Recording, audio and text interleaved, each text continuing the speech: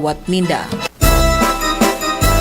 Uya na an Baretang Good Vibes. Baretang Good Vibes. Good Vibes.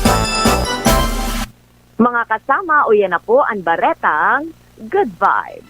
Inaasahan na maabot sa 300 na mga exhibitor ang mapartisipar sa Bishop Francisco Gainza Trade Fair o BFGTF 2026. Nagigibuhon poon Setyembre G sa Good Setyembre 21 sa Robinsons Naga bilang parte kan selebrasyon kan Peña Francia Fiesta.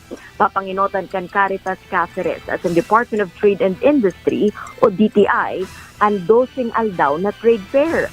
Katuwang man kan Department of Agriculture, mga business organizations at iba pang ahensya kan gobyerno.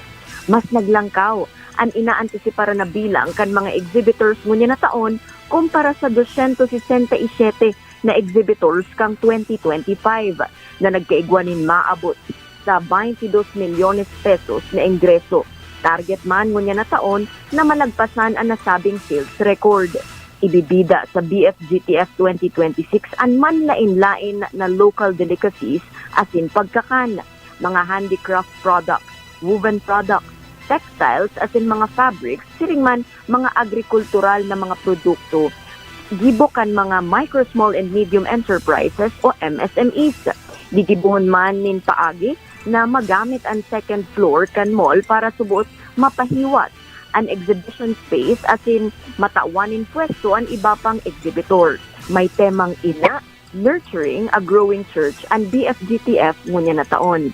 Ang BFGTF mga kasama nagkuha subuot nin inspirasyon sa agro-industrial fair na pinuna ni Bishop Francisco Gainza kan Setyembre 1875. Asin liwat na binuhay kan taon 2010. 16 na taon na o 16 years na ang nakakalihis.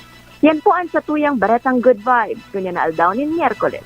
Ako si Rajiman Antoinette Eduardo sa TAC RNN.